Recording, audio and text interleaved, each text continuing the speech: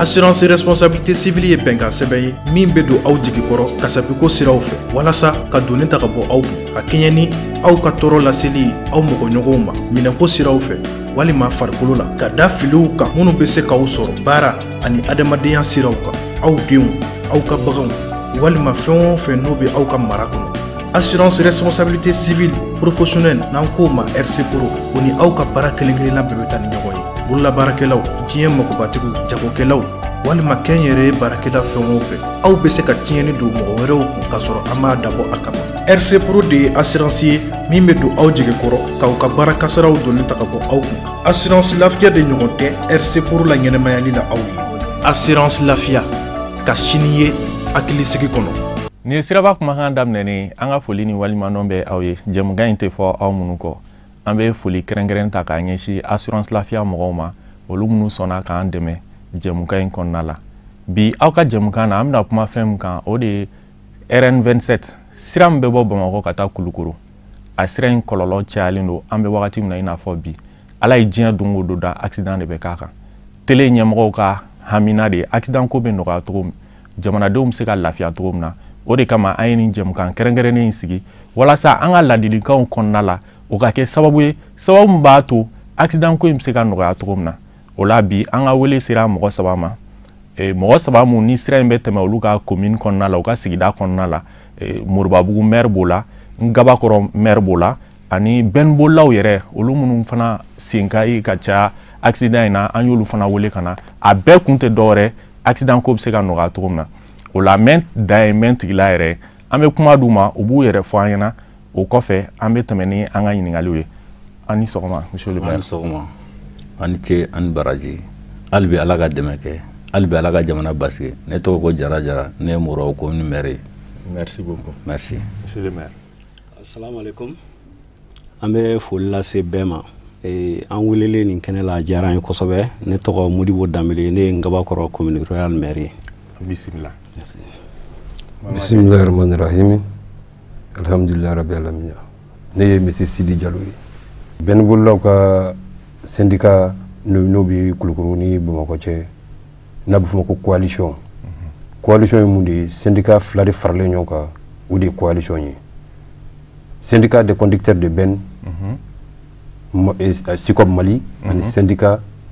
des transporteurs. Donc o fila faralen ɲɔgɔn kan o de bɛ ka baara kɛ Kulukoro sira nin kan. Donc ne y'o secrétaire administratif ye.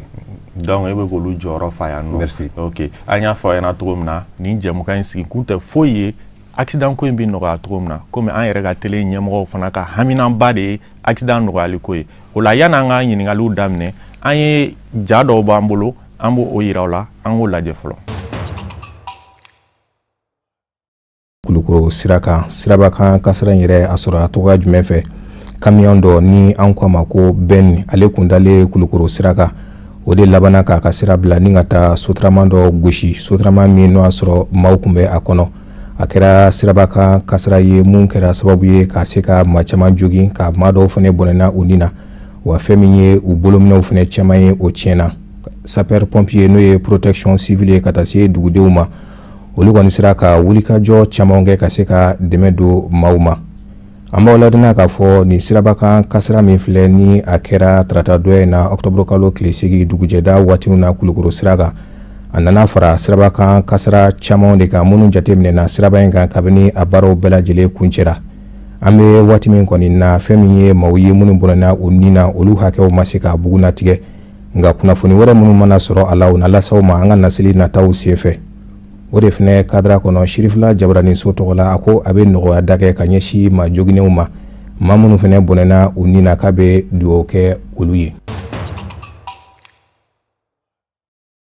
A bɔra ka nin ja mun ye ni nana fara accident jugu caman de kan mun kɛra sira in kan depuis a labilali mɔgɔw ye fo kana bila bi la. O kɔnɔna la monsieur le maire sira in bɛ tɛmɛ aw ka yɔrɔ fɛ sira in an bɛ mɔgɔw hakili lajigin k'a fɔ route nationale 27 route nationale o ye jamana ka sira dɔ ye mais a bɛ tɛmɛ aw ka yɔrɔ fɛ aw ka décentralisation mara cɛbɔli hokumu kɔnɔna la aw kan ka wulikajɔ de kɛ aw ka jamanadenw bɛ aw ka commune kɔnɔdenw bɛ lakana cogo min na donc ni nana fara caman de kan ɲininkali fɔlɔ min bɛ yen nɔ sira in bilali ni sisan cɛ wo yalima accident hakɛya mun kɛra e ka yɔrɔ la Moribabugu kɔnɔna la i bɛ se ka hakilina dɔ d'a ma a la. Bon vraiment min y'o yɔrɔ ye a ka gɛlɛn sabula ka d'a kan en général ni accident kɛra on appelle la police olu de bɛna u bɛ constat ni fɛnw kɛ bon pour avoir le bilan net voilà an bɛ plateau de kan diɲɛ fɛn o fɛn n'a b'a fɔ a k'a tiɲɛ fɔ a ni ɲɔgɔn cɛ donc normal a kan ka sɔrɔ olu ka niveau la donc n'olu tun bɛ yan pour olu tun bɛ se ka éclaircissement d'o ma mais min ye sirabako ta yɔrɔ in sirabako in an bɛ gouvernement malien fo kosɛbɛ sabula ka d'a kan population ka laɲiniw don bɛɛ b'a dɔn siraba in bɛ degun min na se adamadenw ma o y'a sɔrɔ a bɛ ETA min na san 5 tɛmɛnen kɔfɛ mais siraba in nana dilan a kɛra nisɔndiya ye bɛɛ bolo mais bi bi na nisɔndiya min ka kɛ nisɔngoya ye sabula ka d'a kan don o don accident de bɛ sira in kan don o don nin de bɛ bɔ sira in kan donc o tɛ mɔgɔ si ka laɲini o tɛ mɔgɔ si ka laɲini donc ok an bɛna se ɲɛfɛ o yɔrɔ ma monsieur le maire e ye Gabakɔrɔ droit maire ye donc sira in bɛ tɛmɛ e fana ka commune kɔnɔna fɛ est ce que accident minnu kɛra e bɛ se ka hakilina dɔ fɔ depuis sira in bilala boli la fo sisan e ye hakilina dɔ fɔ a kan. Alhamdulillah sira in depuis sira in bilala boli la fo ka se bi ma an bɛ se ka statistique approximative de fɔ o statistique approximative la an bɛ se ka jateminɛ k'a fɔ k'a ta sira in daminɛ la fo sisan approximativement accident mortel bɛ taa 25 la dégâts matériels bɛ taa 90 na blessé grave o bɛ taa 65 la dégâts de l'autorité de l'État dégâts min kɛra jamana yɛrɛ ka nafaw la n'o ye courant poteau ni fɛnw ye o bɛ taa 30 ɲɔgɔn na donc dégâts causés aux propriétés d'autrui o bɛ taa 8 ɲɔgɔn na c'est pour dire que sira in ni sisan cɛ nafolo min yɛrɛ donna sira la tiɲɛli min kɛra la c'est trop adamadenw yɛrɛ ka bolola hɛrɛ mun tiɲɛna la c'est trop o ni bɔ min kɛra la mɔgɔ b'a fɔ dɔ b'a a 25 kan laɲini t'o ye an b'o de fɔ approximativement a donné ninnu parce que n'i ye an ka commune ninnu jateminɛ gendarmerie b'a la police b'a la donc ne ka au niveau de la gendarmerie chaque fois n'u ye accident kɛ on m'envoie un message donc an b'an référer avec la police c'est donné minnu ni a n'o ka surun ɲɔgɔn na approximative tubabukan don je m'excuse un peu ani mun ka surun ɲɔgɔn na i bɛ se k'a fɔ o y'o de ye sinon a bɛ se ka caya n'o ye bon hali n'a danna nin ma vraiment a ti mɔgɔ nisɔndiya a ti mɔgɔ jigisigi. ok monsieur Diallo an bɛ segin ka ne ma ka d'a kan jateminɛw y'a jira k'a fɔ accident in fɛn fɛn bɛ kɛ a caman walima a tilancɛ i bɛ taa sɔrɔ bɛntigiw sen b'a la e bɛ yan bɛntigiw tɔgɔ la n bɛ fɛ ka fɛn fɔlɔ mun ɲininkali k'i la est ce que aw ka mɔgɔw minfɛn jugu mini fanfɛla la est ce que aw b'u jateminɛ parce que n'i ko syndicat aw de bɛ u bɛɛ ɲɛmɔgɔya la aw de b'u bɛɛ ka kow jateminɛ k'a dɔn est ce que aw b'olu jateminɛ u nɔfɛ u ka minfɛn jugu mini. alhamdulilah rabbil alamin effectivement i ye kuma fɔ cogo min Kulukoro sira nin kabini a labilala fo sisan kɔlɔlɔ minnu b'a la a degun an bɛ se k'a fɔ anw n'a fɔra degun kɛra a man di an ye n'a fɔra accident kɛra a man di an ye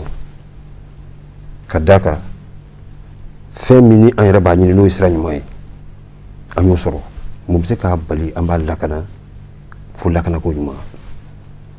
i bolo i da sera yɔrɔ min ma n'o ye minfɛnko ye n'i y'a mɛn syndicat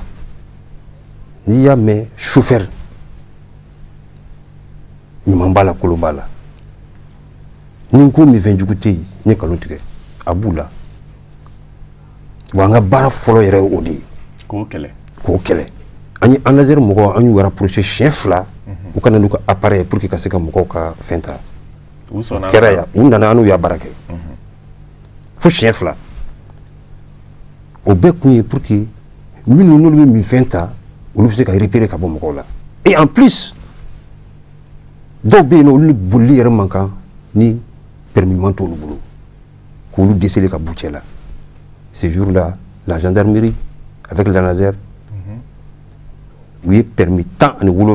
min tɛ ɲuman ye nin y'anw yɛrɛ ka laɲini ye donc an bɛ ka wulikajɔ min kɛ ka na sira nin na peut-être kuma kɔnɔna na est ce que sanction est ce que u bɛ k'a boli tuguni ou bien non olu mɔgɔw kɔni permis t'u bolo i tɛ se k'a boli mais hadamaden kɛra cogo cogo ɲuman b'a la juguman b'a la sira in ni mɔgɔ a degun bɛ mɔgɔ kan bi a degun ye anw fɔlɔfɔlɔ ta ye parce que hadamaden ni buna hadamaden ni a ka gɛlɛn foyi t'a bɔ. ok monsieur le maire n bɛ segin ka na e ma e ye Moribabugu maire ye an b'a dɔn k'a fɔ maire ka wulikajɔ fanba kan ka kɛ k'a ka commune kɔnɔdenw lakana de nin ko in na aw ye fɛɛrɛ jumɛn tigɛ sira ninnu na ka d'a kan an bɛ sira ninnu ye wagati dɔ la polisi kelen-kelenninw n'a bɛ sira camancɛ la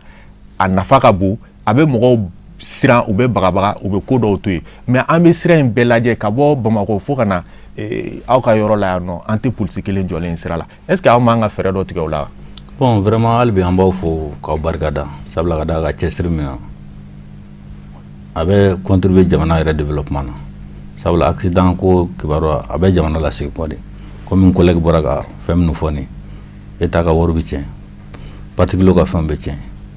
hali kɔsan na an ye population sensibiliser wala accident a nasira ka ca a facteur ka ca ko dɔ bɛ mɔgɔ bɛ jɔn a la a bɛ se ka kɛ hali accident sababu ye kɔsan na an ye weekend 2 kɛ an bɛ bɔ ni population pour que cɛɲɛw bɛ gitɛrɛn fɛ k'u furakɛ k'u furan sabula ka da moto caman bɛ u b'o yɔrɔ to yen ka na camancɛ la o bɛ kɛ ko sababu ye ka butigitigi minnu yɛrɛ ka yɔrɔ ɲɛsinnen b'a yɔrɔ ma pour que k'u sensibiliser pour que u ka se ka cɛɲɛ ninnu furan ka bɔ siraba kan donc o ye pour que hali bi u bɛ se ka accident ninnu bali cogo min na mais ni an ka accident ninnu fana caman ta ka jateminɛ an ka kuma ni Ala cɛ la de bɛ se k'a fɔ ni accident sigi sigiyɔrɔma 100 i b'a sɔrɔ sigiyɔrɔma 99 a bɛɛ ye lawulinkama ye o lawulinkama tɛ dɔwɛrɛ ye siraba sariya labatolibaga sabula sira in a dilanna siraba sariya bɛ fɛn fɛn ɲini a bɛɛ b'a kan donc a tɛ labato donc a labatobaliya hakilaw de bɛ na ni accident ninnu ye. monsieur le maire polisiw jɔyɔrɔ ka bon circulation na est ce que aw ye wulikajɔ kɛ panneau fana jɔyɔrɔ ka bon kosɛbɛ mais an ye sira in jateminɛ panneau tɛ yen polisi tɛ yen est ce que aw man k'o jateminɛ ka wuli ka se ɲɛmɔgɔw ma u kan ka mun kɛ walasa k'olu bila sira in kan hakili la o fana bɛɛ bɛ se ka kɛ sababu ye ka dɔ bɔ a la. o ye tiɲɛ ye i ka ɲininkali diyara an ye an ye laɲini kɛ o la moi particulièrement ne ni n ka gendarmerie delila ka bɔ ka na sira sanfɛla in na ne bɛ jamana in yɛrɛ accident an ka accident ti ban a ka ca kun foyi t'a la incivisme kɔ foyi t'a la o kɔ ladamubaliya sariya labatobaliya parce que mɔgɔ si tɛ se ka permis ta n'a y'a sɔrɔ permis siraba sariyaw ma kalan i kun wa minnu bɛ permis di u b'a jigiya de k'a fɔ i y'a dɔn pour que ka sɔrɔ ka mobili boli sɛbɛn in d'i ma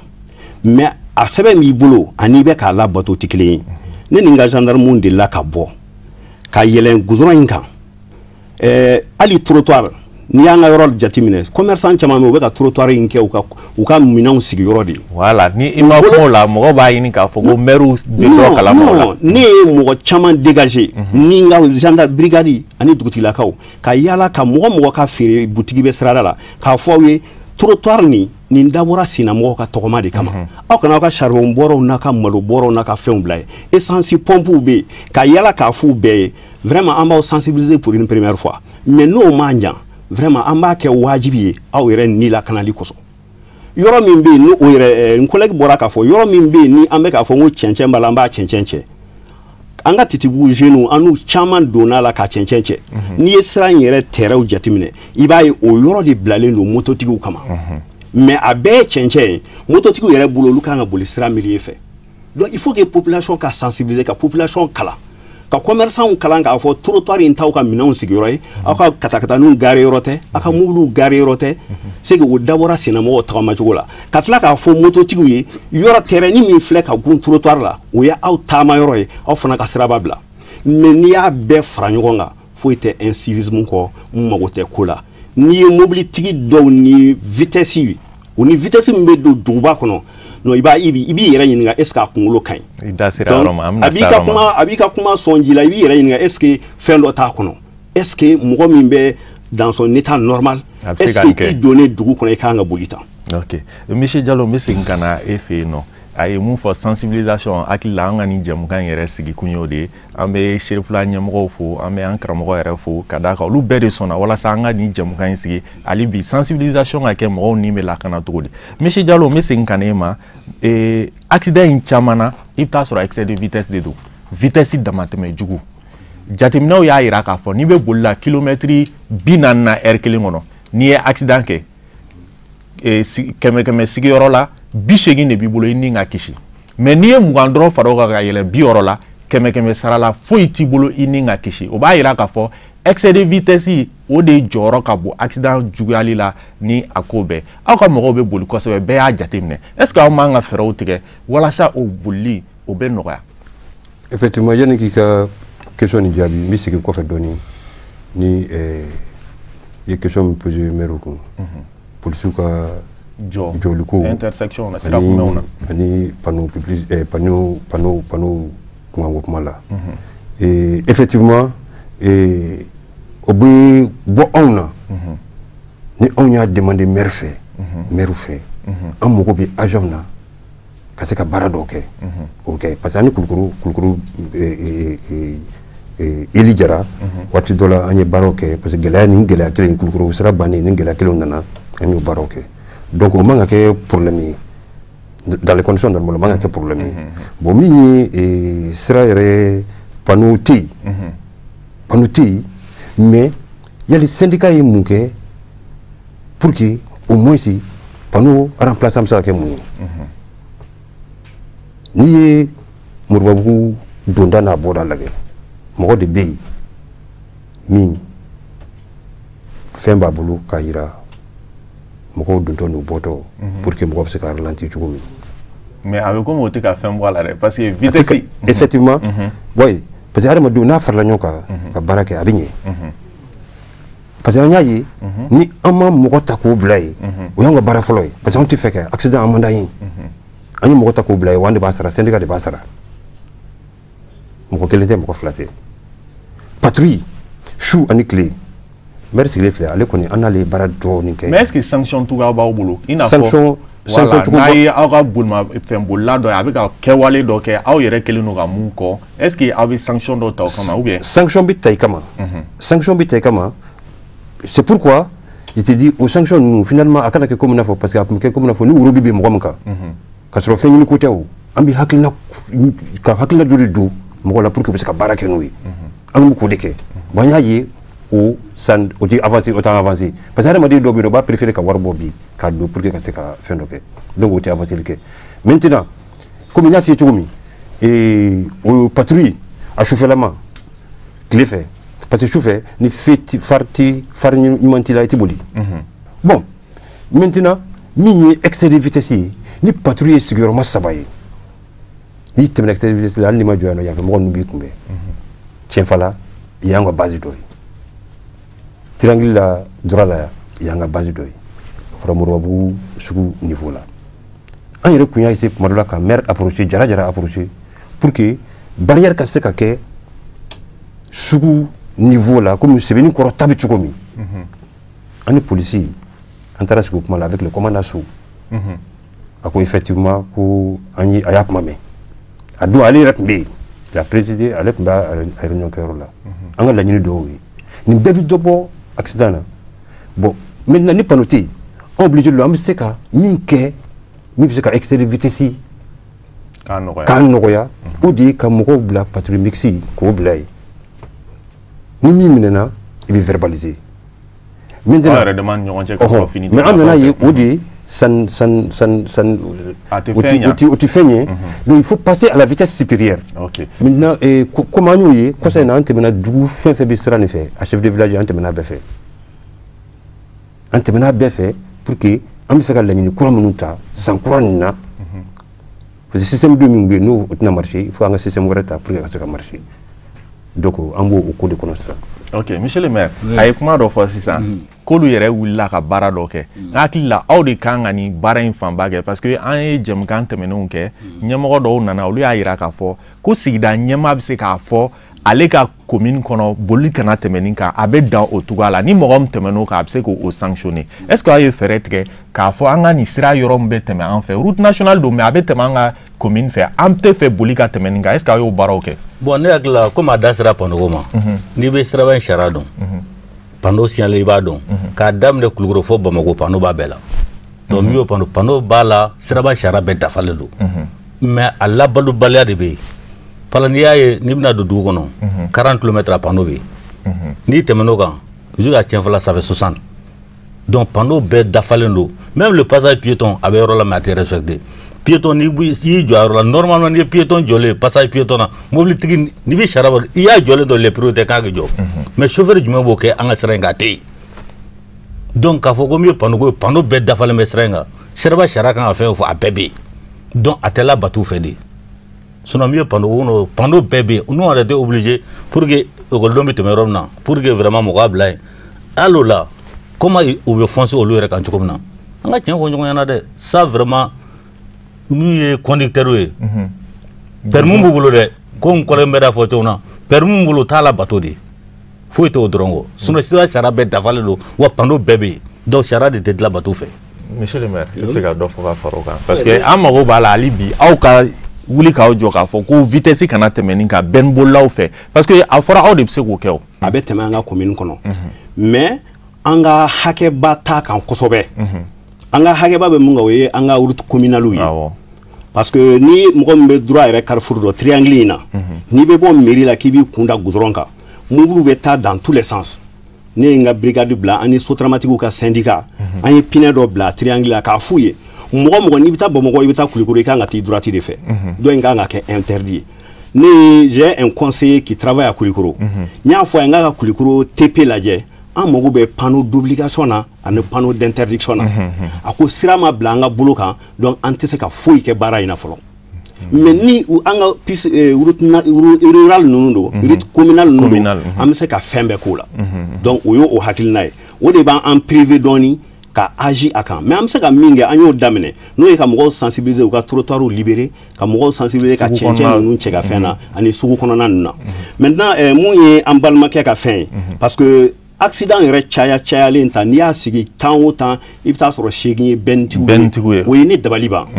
a ye min fɔ nkalon t'a la dɛ ne n'u sigira ka kuma syndicat de la ka ne wele u ka poste la sans u ka yɔrɔ la k'u ka hakilinaw fɔ n ye sufɛ n yɛrɛ b'u ye u yɛrɛ ka mɔgɔw sigilen bɛ ni bɛn chauffeur mun ye mauvaise conduite kɛ u b'a dɔw gɛn k'a minɛ ka gɛn ta ka bugɔ oui o ne bɔr'o kalama bon ne ko bɔ aw yɛrɛ de bɛ se ka nin régler policiw tɛ se ka nin régler ni policiw ni gendarmew y'a kɛ a bɛ fɔ k'olu bɛ ka wari minɛ mais si aw yɛrɛ dar'a la k'a fɔ k'aw baara ɲɔgɔn dɔw bɛ yen u jogo man ɲi u baara kɛcogo man ɲi vraiment n ka y'aw jija nin fɛ anw kɔni pɛrɛnlen don an b'aw accompagner u taara an sɔrɔ fo mairie la n ko an b'aw soutenir fɛn fɛn na parce que mɔgɔ yɛrɛ de kan k'i yɛrɛ dilan n'i y'i yɛrɛ dilan o de ka nɔgɔ donc jamana in tɛ foyi ye incivisme kɔ tiɲɛ yɛrɛ la an b'a f'u ye u tun y'o lancer min daminɛ j'ai été vraiment surpris a ko ma vraiment o ma ɲɛ sɔrɔ bon n'o ma ɲɛ sɔrɔ ne t'a dɔn olu bɛ fɛɛrɛ wɛrɛ jumɛn sɔrɔ parce que n'olu syndicats yɛrɛ olu de ye kelen ye ka bɛntigi dɔ minɛ phare t'a la ou bien phare kelen b'a la k'a fɔ bon i ti boli i bɛ si yan ou bien k'a fɔ an n'u kumana hali k'a fɔ bɛntigiw yɛrɛ nin ye denmisɛnnin ye nin man ka mobili boli mobili minɛnna sinon a mobili tɛ boli an ka ligne kan o kɔni tun ye ne jigi sigi kosɛbɛ u yɛrɛ tun ye disposition min ta k'u yɛrɛ b'u ka mɔgɔw gérer moi j'étais vraiment content o ye ne jigi sigi ka tɛmɛ hali anw élu kan ka tɛmɛ hali porteur d'uniforme kan mais n'o jɔra o b'an tɔ siran donc siraba kasara an fɛ yan foyi tɛ sariya labatobaliya incivisme foyi tɛ o kɔ il faut que sensibilisation ka kɛ dans ce sens n'a ma kɛ dans ce sens a ma nɔgɔ ok a ye mun fɔ sisan o ye ko ɲumanba ye aw kan ka continuer o fɛ maintenant komi ko in a kumana gan b'an bɛɛ la anw fɛn fɛn bɛ baara kɛ yan n'an bɛ bɔ an jɔrɔlen don yanni an bɛ se an ka se yɔrɔ la yanni an ka segin so an bɛ se ka mun de kɛ ɲɔgɔn fɛ jamana ɲɛmɔgɔw kan ka se ka mun kɛ aw yɛrɛ kan ka se ka mun kɛ mun bɛ se ka kɛ sababu ye nin accident ko in bɛ nɔgɔya Jalo. Bolodi ɲɔgɔnma de y'a fura ye ani sensibilisation fɛn bɛɛ bɛ tɛmɛ sensibilisation de fɛ hadamadenw ni sensibilisation kɛra i komi n'a fɔ aw yɛrɛ filɛ baara min na baara cɛɲumanba ka fara anw ta kan comme maire y'a fɛ cogo min o baara min n'an y'o kɛ komi hadamaden an bɛ sariya jamana de kɔnɔ tiɲɛ don i ka mɔgɔw i bɛ se k'u degu ka se degré dɔ ma mais an bɛ fɛ ka sira kura min ta sisan komi an y'a fɛ o wulikajɔ ni san kura ɲɛbila kama o tɛna dogo maire fana na a tɛna dogo maire fila la sensibilisation b'o la wa fɛn wɛrɛ fana b'o la min bɔgɔli tɛ sa mais o kɔni dugusen fɛn fɛn bɛ yen ani anw yɛrɛ kan ka mɔgɔw bila yɔrɔ min na o wulikajɔ o fanga bɛ bonya ni an ye kɔrɔlen min kɛ a tɛ komi n'a fɔ an ye min kɛ an y'a bila a ma bila dɛ mais hakɛ bɛ ko bɛɛ la donc maintenant hadamadenw sira in mɔgɔ n'i b'a kan n'i bɛ k'a boli a kɛra bɛntigi o a kɛra voiture-tigi o a kɛra mototigi o a kɛra nɛgɛsotigi o fo bɛɛ k'a dɔn k'a fɔ ko sira sariya min b'a kan a essayer k'o bato n'i y'o bato a caman b'a la e yɛrɛ n'i bɛ ka na wa mɔgɔ wɛrɛ min fana n'o b'i ɲɛ i b'o fana n'i ka na surtout bolilaw olu yɛrɛ i bɛ mobili min kɔnɔ i bɛ k'o boli hali i tɛ mobili min kɔnɔ i kan k'a boli ka d'a kan adamaden ni a sɔngɔ tɛ yen an toujours sensibilisation ye hali ANASER monsieur le maire kɔsa in na an n'a ye ɲɔgɔn ye ANASER ale yɛrɛ b'o kow la pour que ANASER bɛ se ka formation dɔw kɛ. Ok. ANASER ye formation dɔw kɛ mais n da bɛna s'a ma. D'accord. n bɛna o ɲininkali de kɛ yanni an ka kuma labanw ta ani hakilina ɲɛna labanw ta o ye mun ye aw san o san bolimafɛnbolila kan ka taa hakili lajigin kɛ a fɔ min ma recyclage a nafa ka bon kosɛbɛ hali ni b'a dɔn a bɛ dɔ fara i ka dɔnta kan walima a b'a kura a bɛ ni kura fiyɛ a la est ce que aw b'o o waleya in kɛ ou bien aw ma deli k'o kɛ fɔlɔ depuis permis sɔrɔla a ye mobili boli daminɛ ou bien aw delila k'o kɛ ka tɛmɛ parce que n'an m'a kɛ ANASER kan ka k'a kun jamana ka baarakɛyɔrɔ don mun sigilen don lakana kama o la a ka wulikajɔ dɔ fana kan ka k'o ye est ce que aw bɛ o baara in kɛ a baara bɛ kɛ komi n y'a f'i ye cogo min an ni ANASER ye baara kɛ ɲɔgɔn fɛ ka tɛmɛ o recyclage ni effectivement ni ANASER ye baara kɛ mais comme ANASER fana ni tuma dɔw la bon mɔgɔ t'a fɔ k'i bɛ mɔgɔ blâmer blâmeli man ɲi bon cucu mɔgɔ kɔ i bɛ se ka min kɛ i b'o kɛ mais i tɛ se ka min jagoya ka mɔgɔ don a da fɛ hali n'a sɔrɔ a ka baara don i tɛ se k'o fana kɛ jamana in bɛ cogo min kow bɛ ka taa dɔɔnin a bɛ ɲɔgɔn a bɛ ku ɲɔgɔn na o komi ko daminɛ tɛ fo ko min a daminɛna an b'a la donc ni ma fili taalen ɲɛfɛ nin bɛɛ bɛ corriger. n'Ala sɔnna ma monsieur le maire hakilila labanw ani kuma laban min bɛ bolo walasa nin ko ninnu bɛ nɔgɔya cogo min na accident ko bɛ nɔgɔya cogo min komi o de y'an bɛɛ ka laɲini ye. donc vraiment hakilila kɔsa n'an tun ye ɲɔgɔn ye. Yani ka ANASER directeur touché, j'ai informé le ministre des Transports. Voilà, fond in tɛ dɔwɛrɛ ye ala ma dɔn yamara papier de d'i ma k'i ka mobili boli comme i y'a fɔ cogo normalement tuma bɛɛ a kan ka sɛgɛsɛ o sɛgɛsɛ b'a o ANASER ye hakili la o labɛnnen bɛ ka u sigi k'an makɔnɔ a kama a tɔ tora an n'olu yɛrɛ ka syndicat ka ɲɔgɔn faamu foyi tɛ tɔ dɔrɔn k'a dɔn k'a fɔ n bɛ taa mɔgɔ sigi dugu in kan o si t'a solution ye minnu bɛ solution bɛ mɔgɔ min bolo mobili bolibaga solution b'o de bolo k'a fɔ n bɛ min na papier min bɛ n bolo o bɛ n yamaruya n ka nin kɛ n kana nin kɛ a solution bolo donc o di taa o tigi info on dit éducation sensibilisation et formation donc fo de ka lakurakuraya u bɛɛ lajɛlen ko min ye siraba ninnu bolibaga ye k'a dɔn karisa n'a ka kan karisa n'a man kan min n'a man kan o ka bɔ a la donc min n'a ka kan i k'a dɔn n'i ye nin kɛ nin bɛ k'i la donc hakili o de bɛ ko in nɔgɔya accident dɔwɛrɛ fana bɛ yen min ye anw yɛrɛ ye population ye jeni o ye anw ye surtout i bɛ taa baganw de jɔlen sɔrɔ fali ni fɛn ninnu o fana accident ko caman sababu ye n yɛrɛ y'a dɔn assister pour que population fana b'a dɔn ni bagan kɛr'i bolo kana bagan kɛ lɛrɛbila f'a la an bɛ duguba de kɔnɔ n'i tɛ se bagan kɔrɔ dɔrɔn minnu bɛ s'a kɔrɔ ala tɛmɛ olu ma kan'a to vraiment ale de bɛna kɛ nin dɔw fana bɔli sababu ye vraiment olu ye ko ye ko minnu tɛ bɛn donc ko in tɛ dɔwɛrɛ ye an yɛrɛ bakun de don syndicat de transporteurs nous population k'a dɔn ala ye jama dɔ de kalifa an na an kan ka ko bɛɛ kɛ olu ka taa ɲɛ n'o n collègue y'a fɔ cogo min na n'o ye sariya labatuli ye ni sariya labatura walayi i bɛ san kɛ sira in kɛ tɛ foyi ye siraba ka sara ko ala sabula ka ko pano bɛɛ dafalen don sira in kan i bɛ kulukoro bɛ fɔ bamakɔ a pano bɛɛ bɛ yen a bɛɛ bɛ yen wa a bɛɛ dafalen bɛ a nɔ na cak mais a tɛ labato de donc vraiment an bɛna se ANASER ma comme an n'u ye ɲɔgɔn ye a ko bɛ ka labɛn ministre yɛrɛ bɛ impliqué a la pour que fɛn fɛn bɛ siraba in boli bɛɛ ka y'a kun na fo formation kɔfɛ ni min n'a ka kan a fɔ syndicat bɔ karisaw de la ka olu de b'a boli karisaw n'a ma kan or ni e n'a ma kan ne yɛrɛ la min kan ka k'i la fɔ sariya o bɛ k'i la sariya la. n'Ala sɔnna ma monsieur le maire hakilina ɲuman jumɛn bɛ yen fɛɛrɛ jumɛnw kan ka tigɛ walasa nin ko in bɛ tigɛ kuma laban na. ayiwa alhamdulilayi fɛɛrɛ min kan ka tigɛ an b'a dɔn an y'o fɛɛrɛw tigɛli daminɛ kɛrɛnkɛrɛnnenya la an ka commune n'o ye Ngabakɔrɔ ye ani Murabugu commune à travers monsieur le maire bɛ a ka concert dɔ bɛ Sitan Yorobo a ye ci bila an ma reportage dɔ la an y'a ye an k'an ka sigi k'an hakili jagabɔ parce que foyi tɛ nin ɲɛ f'an k'an bolo di ɲɔgɔn ma k'a ta Tisibu ka taa bila fo Jingɔni donc mais comme o de y'an ka commune il faut que an k'an cɛsiri o de la ka mɔgɔw sensibiliser parce que mankan problème foyi t'a la dɛ problème bɛɛ ye sariya la batobaliya ye mɔgɔw k'a dɔn adamaden dɔw de ka ni bɛ en danger mun bɛ kɛ pour que k'o kisi incivisme dɔrɔn don ne bɛ segin a kan jamanaw bɛ yen i ti polisi ye sirada la o syndicat bɛ ka effort mun fourni o syndicat ɲɔgɔnw ka t'u sigi sirada la pour que k'a fɔ dɔw ye u ka walejugu dabila n'a sɔrɔ u y'a f'u ye k'u kalan ka mɔgɔw ladamu mɔgɔ minnu n'a ka kan olu k'a baara kɛ a man kan mɔgɔ ka taa fɔ k'i b'olu ladiw mɔgɔ n'i ye mɔgɔ ɲɛnama ye n'i ye citoyen ɲɛnama ye ko i ladamunen don hali n'i ye i nana bɛn fee bɔlen ma hali ni mɔgɔ tɛ yen i b'i jɔ n bɛ misali kelen di don dɔ la ne bɛ ka bɔ ba kɔ 3 heures du matin ne nana jɔ fee dɔ la ministère de l'éducation da la n jɔra fee la mobilitigi dɔ tɛmɛna yɔrɔ o waati o b'a sɔrɔ hali jakuma tɛ tɛmɛ mais mobilitigi dɔ nana n jɔlen sɔrɔ fee la a tɛmɛna a ye réflexe sɔrɔ a tilala ka munumunu ka retourner ka n'a jɔ n kɛrɛfɛ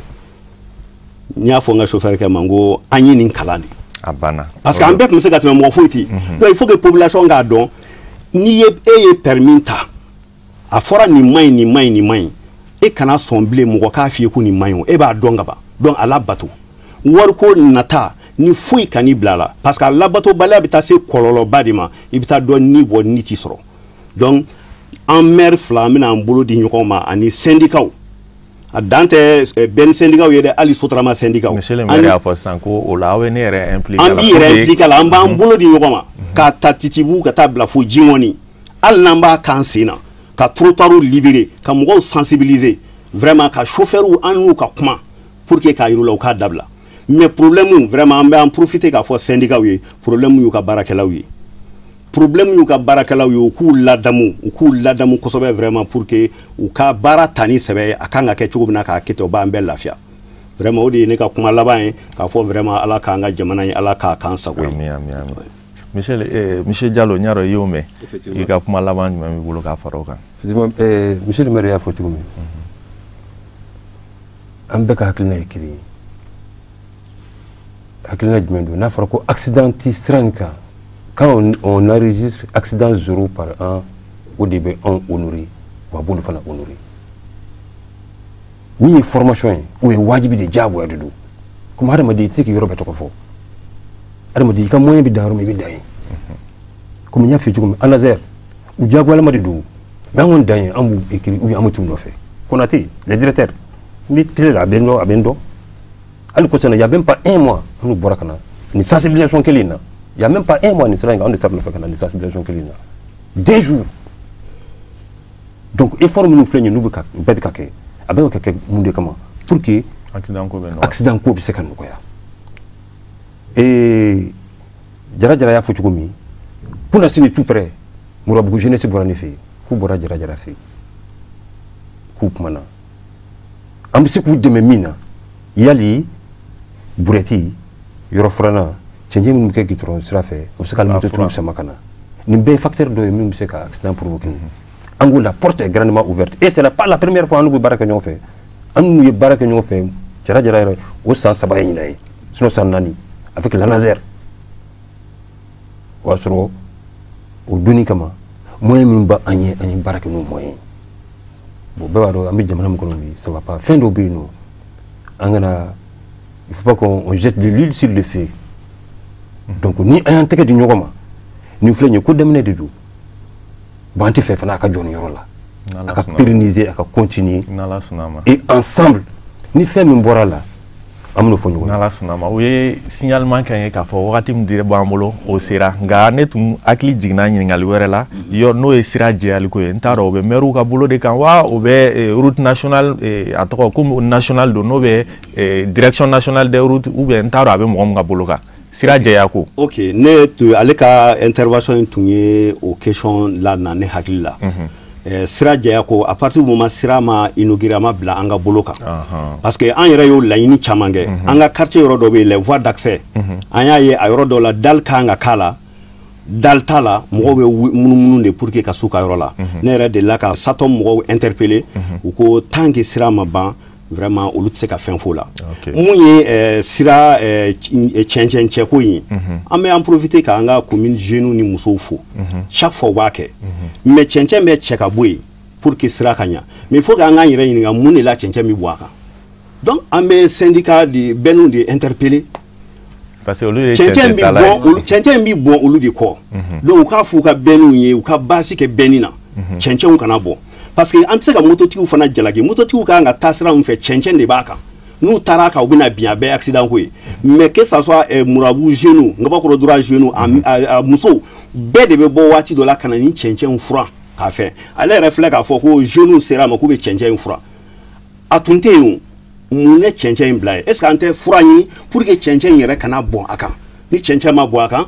an tɛ n'a fɔ k'an bɛ dépenser k'ale olu tɛna fɔ k'u bɛ brouette ni pelle san ka di jeunes ma pour que u ka cɛncɛn in bɔ yen donc an bɛ recommandation de don an b'a ɲini syndicat de bɛnniw fɛ u k'a fɔ bɛnnitigiw ye sariya ye min fɔ bɛnni minnu bɛ bɔ yɔrɔ jan na u ka base biri a da la hali ni cɛncɛn bɛ bɔn a bɔnta bɛ dɔgɔya hali ni gabakurun bɛ bin ka mɔgɔw ka vitre ci a bɔnta bɛ dɔgɔya n'Ala ni kira sɔnna a ma recommandation bɛ yen voilà bon vraiment aya fulakɛ y'a fɔ a ka kuma kɔnɔna na manque de moyens ne yɛrɛ bolo o moyen dɔ de o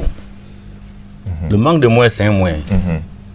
min ye jamana ko ye min ye ni kisili ko ye hakili la tan ni ka segin kuma kan a bɛɛ bɛ taa laban kuma kelen de kan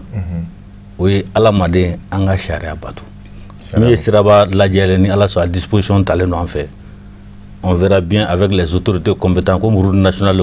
conduite an kan ka conduite min kɛ bɛɛ la a b'an ka yɔrɔ min traverser anw jɔyɔrɔ kan ka min n'o o fara an ɲɛna ni ala sɔnna ma an b'o jɔyɔrɔ kɛ comme route nationale faso bɛɛ de ta don mais a b'an traverser ka sara b'anw de kan donc vraiment n'an ye laɲini kɛ an jɔyɔrɔ min n'o fana ni ala sɔnna an b'o kɛ pour an ka population nimisi ka tanga cogo min na mais toujours vraiment an balimaw de don an sinjiw de don mais an b'a deli fɛ an ka jamana sariya bato n'Ala sɔnna ma hakili la caman faamuna ni jamukan in na hakili la jigin k'a fɔ an tun bɛ ka kuma fɛn min kan o de ye Moribabugu sira min bɛ bɔ n'a bɛ fɔ a ma RN27 n'a bɛ bɔ Bamakɔ ka taa Kulukoro sira in accident ko kan ani monsieur le maire Moribabugu maire Jara an n'ale tun bɛ ɲɔgɔn fɛ o kɔfɛ ani Sidi Jalo n'ale ye bɛnnibolilaw ka syndicat maa dɔ ye o fana tun bɛ yan nɔ ani Ngabakɔrɔ droit maire Modibo Danbele hakili la caman faamuyara nin na wulikajɔ ye ni laɲini tɛ foyi ye accident ko in bɛ nɔgɔya cogo min na i n'a fɔ jɛmukan yɛrɛ sigikun y'o de siraba ka kasara bɛ dɔgɔya cogo min na hakili la caman faamuyala an b'aw fo a y'aw ka baaraw bila ka na walasa an ka se ka maaw ladɔnniya fɛn na fɛn min bɛ se ka kɛ nafa ye an b'aw bɛɛ lajɛlen fo hakɛto bɛ n kan sali ala mahamadu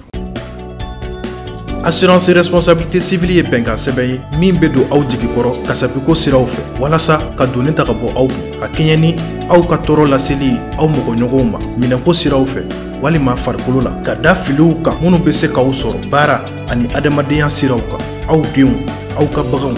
walima fɛn o fɛn n'o bɛ aw ka mara kɔnɔ assurance responsabilité civile professionnelle n'an k'o ma RC Pro o ni aw ka baara kelen-kelenna bɛɛ bɛ taa ni ɲɔgɔn ye bololabaarakɛlaw diɲɛ magobatigiw jagokɛlaw walima kɛnyɛrɛ baarakɛla fɛn o fɛn aw bɛ se ka tiɲɛni don mɔgɔ wɛrɛw kun k'a sɔrɔ an m'a dabɔ a kama RC Pro de ye assurance ye min bɛ don aw jigi kɔrɔ k'aw ka baara kasaraw donni ta ka bɔ aw kun assurance lafiya de ɲɔgɔn tɛ RC Pro la ɲɛnɛmayali la aw ye assurance lafiya ka sini ye hakilisigi kɔnɔ